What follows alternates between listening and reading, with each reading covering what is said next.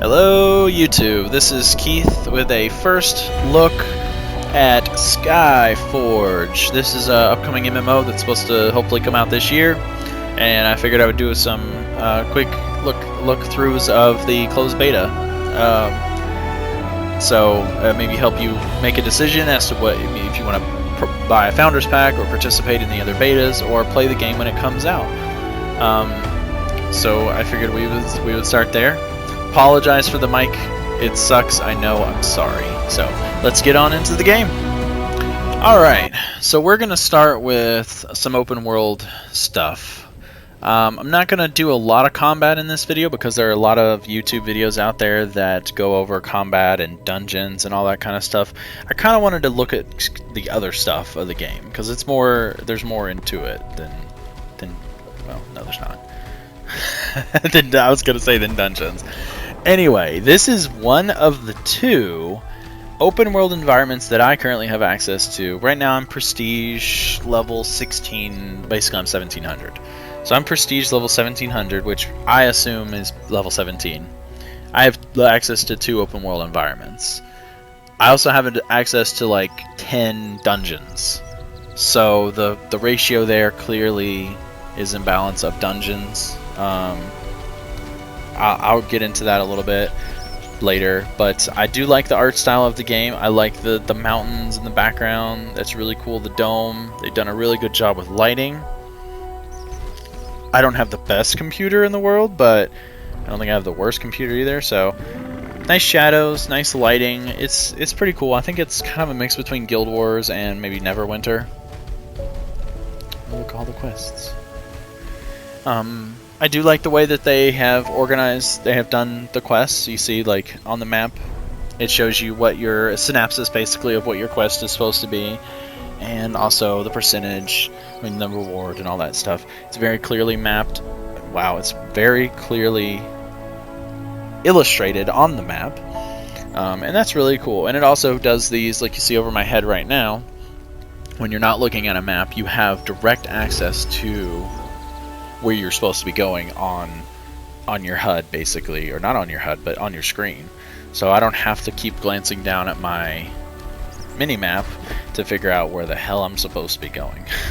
So I love that. The questing in this game is actually pretty fun. It's the normal questing that you've done in any MMO, but it's pretty fun.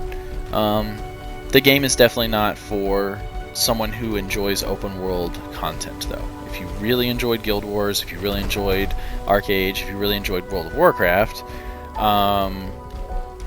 then this probably isn't the game for you, because this game is more dungeon focused. If you like, I think Neverwinter was the name of it. Neverwinter had a lot of dungeon content, and it's very similar to that. So anyway, this is the world map. This allows you to select what dungeon you want to go to. It allows you to select what other open world environment you want to go to. So you'll see here, I have a quest for this dungeon here, and there's different difficulties depending on your prestige level, which once again, I'll get into prestige here in a little bit, but there is, depending on that level, is the difficulty of the dungeon. And then you can, once you've selected that difficulty, you can do all these dungeons solo or in a group. And to my understanding, there's 3 to 5 man groups so far, usually with a tank, a support, and a DPS. Although I have gotten to some dungeons that have, 2 DPS and a support, or a tank and 2 support, or basically the three of those combinations. So I think it's based on your prestige level and basically who's available.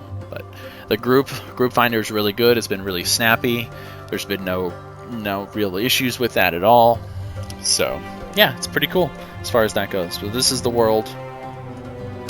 I'm going to go ahead and take you over to the research lab, and we're going to take a look at the different classes, and I'll talk to you about prestige. So see you there. Alright, so here we are in the research lab. This is one of the 3 non-combat areas that you have access to. So it's like, I don't know if you would call it a city, but I'm in the research lab now, so that would be here, and then you have the observatory, and then you have the park. those are the only 3 non-combat areas that I currently have access to. Now, granted, these are they did a great job on the domes and on the scenery in these. It kind of feels like I'm right in the middle of Star Wars or something. Hover cars driving by and the ships in the background, and it looks like there's a traffic jam going on up there. They kind of need to fix that. You got all the whole sky to go through, people. Why are you on top of each other? Even in games, people don't know how to fucking drive. I'll shut up now. So, one of the 3 non-combat areas that I currently have access to. I wish there were more. I mean, you play games like Arcade, you play games like World of Warcraft, you're talking 8, 10, 12 cities in some cases in some of those games, and they have 3. Like, I get that it's beta, and beta is beta, but it just seems like there should be more. When you go to the observatory, there is people stacked on top of people, and it's not overcrowded yet, but I think that when the game launches, it will be. So, yeah, that's a disappointment for me. Alright, so here we are in a virtual reality lab. You can see all the classes that are here. You can actually play all of these classes in here by walking up and hitting spacebar, and it allows you basically to do training, and it trains you on how to use each of these classes. You see the monk here, and you've got your alchemist and your archer. So regardless of if you've unlocked these classes, you have access to them here in this lab. When you start the game, you have access to what, 2, 4, 6 classes, I think, maybe 5 classes. I think the berserker and the gunner are ones that are only unlocked by either, I think, earning a certain currency or purchasing the founders pack, which I've done obviously because I'm playing the beta. But so those, I think you start off with 5 classes and then you can earn more based on that. Here's the talent calculator thingy. Basically it's useless. I really wish that they would just get rid of it. Basically you use these points at the bottom, your balance and your destruction points, and you click and unlock these different attributes. So this one gives me 9 luck, basically, and each of all of these have 3, these little dots have 3 things. Usually in the middle it's either going to be a talent like this one, or there's an ability in the middle, and as you get farther on, of course, the abilities aren't there. There's an ability. So you can see also there's no choice here, at least for the Lightbinder, which is what I am now, or I'm playing as a Lightbinder right now. There's no choice. Like, you get down here towards the end, and yes, there is choice. But from this point on, there's no choice in this talent tree, which basically means it's useless. I have to waste time coming in here after every dungeon and click on one of these little dots. I'm sorry, it's just stupid. Alright, I'll quit bitching and moaning about the talents.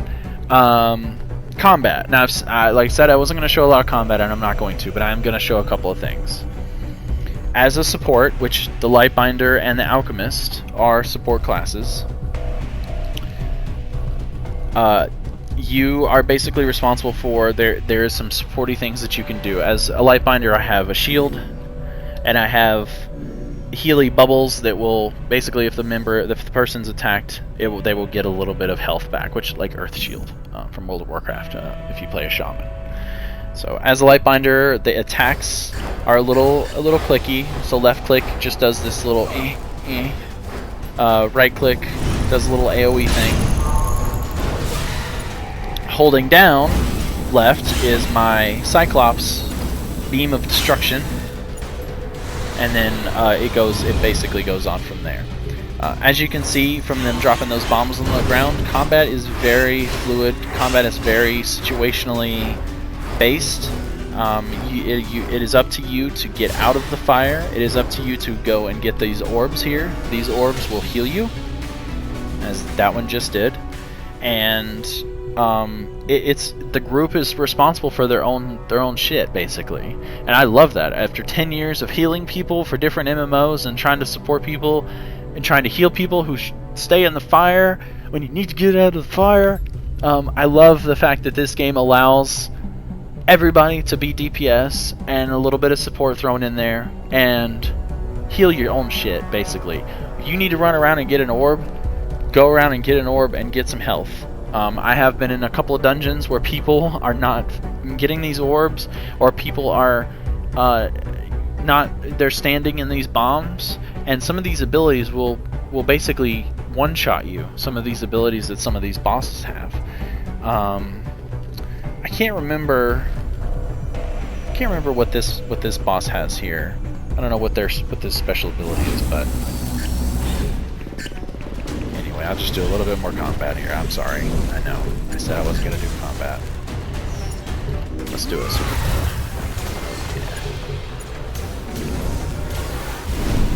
Bam. See, I'm taking a lot of damage though. You know, you gotta stay moving. You know, you really gotta stay on top of it. Oh, of course, I just spawned it. I'm an idiot. Just get rid of it.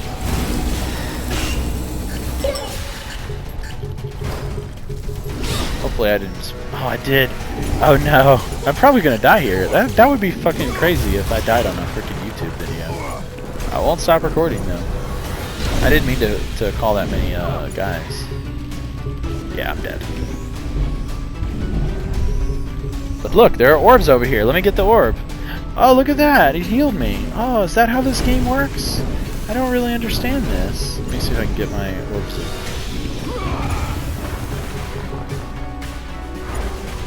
Awesome. Okay. Alright. Really? This has never happened to me before, and now I'm dead. It's okay. I'm an invert. This is what this is for. This is supposed to train you on how to use the classes. So, anyway, all right. So that's the Lightbinder, and that is the Lightbinder dying. One of the awesome things about this game is that you can change classes on the fly. So no matter what you want to, if you wake up and want to play a gunner, then you just click the button and you're a gunner. There's no anything else really that you have to do. Now each class does have its own talent talent tree, and you can see with the gunner there is a little bit more choice. So you have a branch here, you have a branch here, you have branches here, and then you get to make a big choice, I'm assuming here, to determine what kind of gunner you're going to be. I think maybe, I haven't read all these, but I'm assuming you can decide to become an archer at that point. Yeah, I think that's what this is. So you go down this tree, and I think you become an archer at some point, which is cool. So you go from being a gunner with a machine gun to an archer, which makes natural sense. The gunner as a class is very fun to play. It's a hot-cold kind of thing. So you start off with a machine gun, and then once your machine gun overheats, you can switch over to a plasma cannon. See if I can. There it goes. So now I'm using a plasma. Oh wait, I hit the wrong button. This is the rocket launcher. This is actually more of an advanced ability. I wanted to show the I don't want. There we go. Plasma cannon.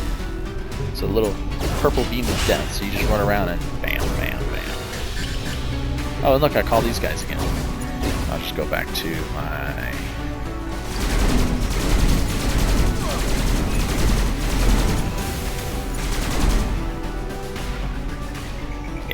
So each class does have a finisher, so which is really cool. So as you can see, the gunner's finisher is pretty badass.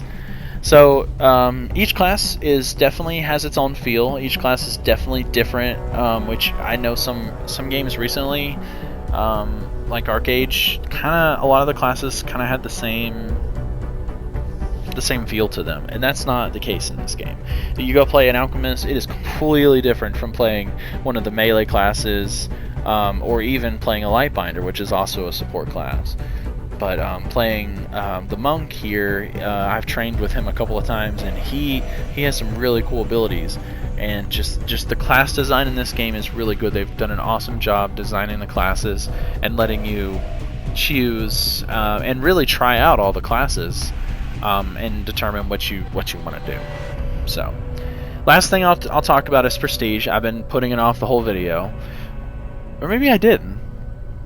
I don't know. I'll talk about it again if I did already. Anyway, prestige is the numbers. Yeah, I did talk about it. That was like an hour ago. Never mind, I won't talk about it again.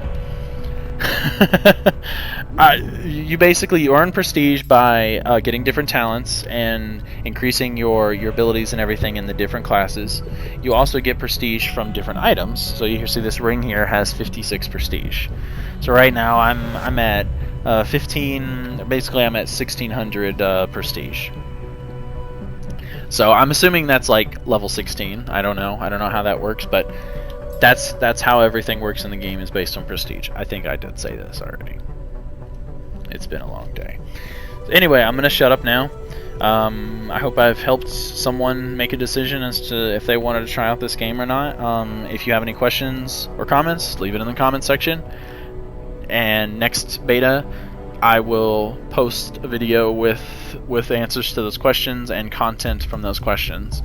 All right, you have a great day, and happy 4th of July, America.